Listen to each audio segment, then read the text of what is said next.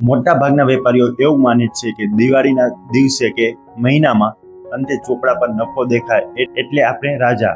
લાખો રૂપિયાનો વકરો થવાનો હોય ને દુકાન કે ફેક્ટરીમાં બહાર માલ લેવા માટે લાઈનમાં લાગેલા હોય, એટલે કે જાણે આખી દુનિયા મુઠ્ઠીમાં આવી ગઈ હોય એવો અહેસાસ થાય. અને એ વખતે છાતી ગજગજ ફૂલીને આપણો ધંધો રોકેટની જેમ ઉડે છે.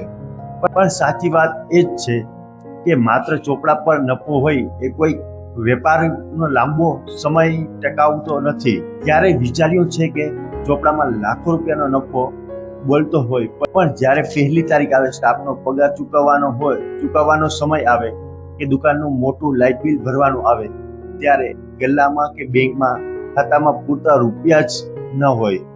આ એક એવી ભયાનક પરિસ્થિતિ છે જે મોટા ભાગના ગુજરાતીઓ વેપારીઓના અંદરથી કોરી ખાય છે. અને જો તમને આજના આધુનિક વેપારમાં એક બહુ જ અગત્યનો શબ્દ ને નહીં સમજો તો ચોપડા પર લાખો કમાતા હોવા છતાં પણ તમારા ગંજવામાં ખર્ચ કાઢવા માટે પૈસા પણ ન હોય, અને પરિણામ રાતોરાત શટર પાડવાનો વારો આવશે. સાચી કમાણી હોવા છતાં પણ દેવું ફૂંકાવાનો અથવા આર્થિક ડર જો કાયમ માટે કાઢવો હોય તો આજે જ હું તમને એક કોન્સેપ્ટ સમજાવવા જઈ રહ્યો છું. તે તમારા અને તમારા મગજમાં ઉતારવો પડશે. આ વિડીયો નહીં જુઓ તો કદાચ અત્યારે નુકસાન નહીં દેખાય, ભવિષ્યમાં તમારા ધંધાના પાયાને હલી જશે. આપણા દેશના સૌથી મહાન ઉદ્યોગપતિ ધીરુભાઈ અંબાણી હંમેશા કહેતા કે કોઈ પણ કામકાજની અસલી તાકાત તેના ચોપડા પર નફામાં નથી હોતી, પણ તેમના હાથ પર ફરતી રોકડામાં હોય છે. એ જ રીતે રતન ટાટા પણ દ્રઢપણે માને છે કે જે કંપની પાસે ખરાબ સમય વાપરવા માટે છે, તે રોકડા ઉભા કરવાની કે તેને જાળવી રાખવાની તાકાત નથી, તે કંપની ભવિષ્યમાં ગમે તેટલી મોટી થવાની હોય તો પણ વર્તમાનની પરિસ્થિતિમાં તે તૂટી શકે છે. વેપારમાં રોકડ એ જ આપણા શરીરમાં વહેતા લોહી સમાન છે. લોહી ફરતું બંધ થઈ જાય એટલે માણસ ખતમ. એવી જ રીતે રોકડા ફરતી બંધ થઈ જાય એટલે ધંધો ખતમ. ચાલો વાતને 4 અલગ વિભાગમાં ઊંડાણથી સમજીએ. Chapter 1 basic. આજનો આપણો આ બ્રહ્માસ્ત્ર જેવો શબ્દ છે કેશ ફ્લો. આ શબ્દોને અસલી અને આપણો દેશી અર્થમાં શું છે તે સમજીએ.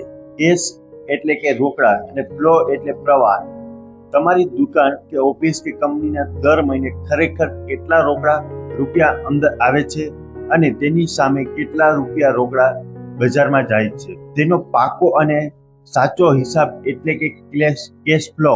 અત્યારની માર્કેટની પરિસ્થિતિ એવી છે કે જે લોકો માલ તો વેચી નાખે છે પણ પૈસા છૂટા નથી થતા. તમે કલ્પના કરો કે તમે દર મહિને 50 લાખનો માલ વેચો, ચોપડામાં તમારો નફો 50 લાખ રૂપિયા બોલે છે, પણ આ બધો જ માલ તમે બજારમાં ઉધારીમાં આપ્યો છે.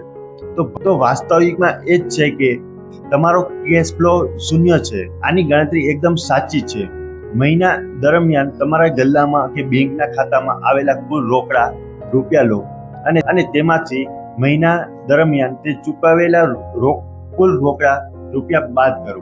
ધારો કે આ મહિને તમારી પાસે ઉઘરાણી અને રોકડ મળીને કુલ 1 લાખ રૂપિયા આવ્યા, પણ સ્ટાફનો પગાર, દુકાનનું ભાડું અને નવો માલ ખરીદવા 80,000 રૂપિયા રોકાઈ ગયા, તો તમારો કેશ ફ્લો 20,000 રૂપિયા પોઝિટિવ કહેવાય.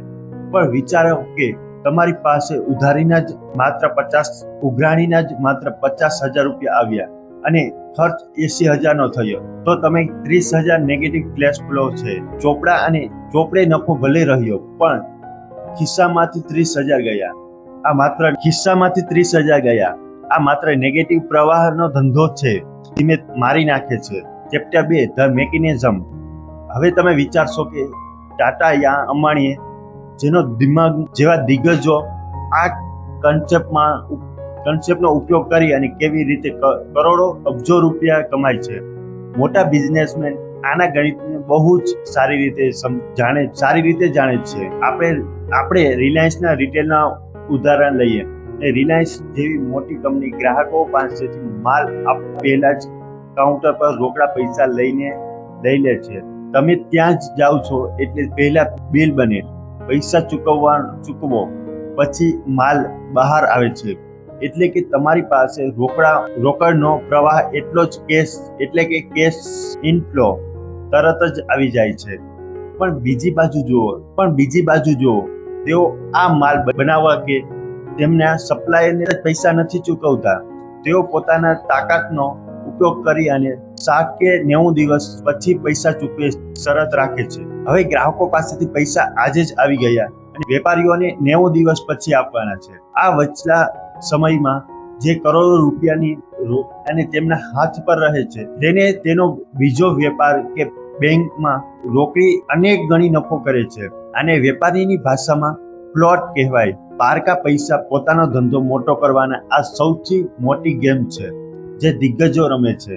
Chapter 3 ground reality. હવે મોટો સવાલ એ જ આવે છે કે એક સામાન્ય ગુજરાતી આ વસ્તુને પોતાના દમ કે 50,000 રૂપિયાનો રોકાણ વાળો નાનો ધંધો કેવી રીતે લાગુ કરી શકે. તમારે પર રિલાયન્સ બનવાની જરૂર નથી, નહીં તો તમે સિસ્ટમ આપવાની જરૂર છે. સૌથી પહેલા તો તમારા કામકાજમાં ઉધારીને આપવાની સિસ્ટમ એકદમ કડક કરો. માલ હંમેશા જલ્દી પૈસા છૂટા કરે તેવો ગ્રાહકને જ આપવાનો આગ્રહ રાખો, ભલે તેમાં તમારો નફો ઓછો મળે. જે ગ્રાહકને 6 મહિના સુધી પૈસા નથી આપતો તેની પાસે વધુ નફો લઈને પણ કોઈ ફાયદો નથી, કારણ કે તમારા પૈસા બ્લોક થઈ જાય છે. બીજું, જેની પાસેથી તમે માલ ખરીદ્યો છો એટલે કે તમારા સપ્લાયરને તેમની પાસે વધુ સમય અને ક્રેડિટ માંગવાની શરૂઆત કરો.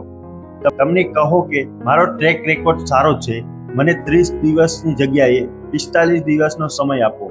જો તમારા ધંધાને પૈસા આપવાની સ્પીડ કરતા વધારે હશે તો તમારે ક્યારેય કોઈ પાસે વ્યાજે પૈસા લેવાની જરૂર નહીં પડે અને તમારો ધંધો હંમેશા લીલોછમ જ રહેશે.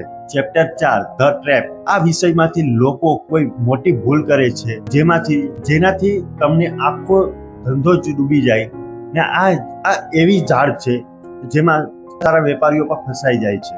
પહેલી અને સૌથી મોટી ભૂલ ચોપડાના નફાને જ હાથ પર રોકડા માની લેવી એ તમારો ભ્રમ છે.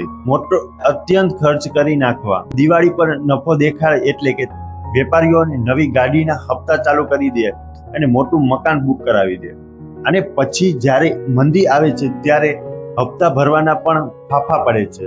બીજી મોટી ભૂલ, બજારમાં ગ્રાહકને માલ વેચવાની લાલચમાં લાંબા સમય સુધી ઉધારી આપી પણ પાછળ પોતાનો સપ્લાયરને ઇજ્જત બચાવવા માટે તરત જ રોકડા ચૂકવવા દેવા. આનાથી આવક અને જાવક બંને એક જ મોટો ખાડો પડે છે, જેને ભરવા માટે છેવટે તો વ્યાજે પૈસા લેવા પડે છે. હાથ પર ઇમરજન્સી માટે બિલકુલ રોકડા રૂપિયા ન રાખવી. ઘણા વેપારીઓ એવી ટેવ હોય છે કે જેના પૈસા ગલ્લામાં આવે છે તે બધા જ ફરીથી નવા માલમાં નાખી દેવા. દુકાન માલથી ભરેલી હોવી જોઈએ, પણ જ્યારે કોઈ અચાનક મોટો ખર્ચો આવી પડે છે, બજાર ઊંડાઈ જાય ત્યારે તેમના હાથમાં રોકડ અને 1 રૂપિયો પણ હોતો નથી. માલ ભલે થોડો ઓછો હોય પણ હાથમાં રોકડા રૂપિયા હોવા જોઈએ. આ રોકડ પ્રવાહની માયાજાળમાંથી બહાર આવવા માટે અને બિઝનેસના પ્રોબ્લેમના સીધા જ સોલ્યુશન તરફ વળવા માટે તમારું માઇન્ડસેટ બદલવું પડશે. આ વિષયને એકદમ ઊંડાણપૂર્વક સમજવું હોય અને તમારી આંખોને ખોલી નાખવી હોય તો એક શાનદાર પુસ્તક તમને ભલામણ કરું છું. રિચ ડેડ ક્લેશ ફ્લો ક્લાઉડન, લેખક રોબર્ટ કિયોસાકી. આ માત્ર એક પુસ્તક નથી પણ એક આર્થિક ક્રાંતિ છે. આ કોઈ સસ્તી જાહેરાત નથી, પણ તમારા ધંધાના મૂળિયામાં મજબૂત કરવા માટે એક પરફેક્ટ સોલ્યુશન છે. આ પુસ્તકમાંથી મળતી 3 મુખ્ય શીખ હું તમને ટૂંકમાં કહું તો: 1. આખી દુનિયા પૈસા કમાવાની પાછળ ભાગે છે, પણ પૈસા કમાવા કરતા આવેલા પૈસાને મેનેજ કરવાનું આવડવું વધુ જરૂરી છે. 2. સાચો વેપાર એ નથી કે જે સવારથી સાંજ સુધી ગલ્લા પર બેસે, પણ સાચો વેપારી એ જ છે કે એવી સિસ્ટમ બનાવો જ્યાં તેના દુકાનમાં ગયા વગર જ રોકડ તરત જ આવી જ રહે છે, રોકડ સતત આવતી રહે છે. 3. ગરીબ માણસ હંમેશા દેવું વધારે છે અને દેખાડા કરે છે, જ્યારે અમીર માણસ એ એવા સાધનો અને એક્સેસ વસાવે છે જેનામાંથી દર મહિને તેના ખિસ્સામાં રોકડ પ્રવાહ એટલે કે કેશ ફ્લો આવતો રહે છે. તમારે જો વેપારની દુનિયામાં એક લેવલ ઉપર જવું હોય તો આ બુક ચોક્કસ વાંચવી જોઈએ. તો મારા ગુજરાતી ભાઈઓ, આખા માસ્ટર ક્લાસનો સારાંશ માત્ર એટલો જ છે કે નફો એ તમારા ભ્રમ હોઈ શકે છે, પણ રોકડ એ તમારા વાસ્તવિક છે. જ્યાં સુધી તમારા હાથમાં રોકડ રૂપિયા નહીં આવતી ત્યાં સુધી કોઈ નફો પોતાનો નથી. હું આજે તમને એક પ્રેક્ટિકલ ચેલેન્જ આપું છું. આવતીકાલથી જ તમારા ધંધામાં એક બદલાવ કરો. આ મહિનામાં માત્ર તમારા ચોપડાનો નફો નહીં પણ તમારો સાચો રોકડ પ્રવાહ એટલે કે કેશ ફ્લો કેટલો છે તેને એક કાગળ પર ગણતરી કરજો અને તમારી અસલી તાકાતનો ખ્યાલ આવી જશે. તમે તમારા કામકાજને ઉધારીના ચક્કરમાં ક્યાં અટકાવ્યા છો અને તમારી સૌથી મોટી તકલીફ શું છે તે મને નીચે કોમેન્ટમાં ચોક્કસ જણાવજો.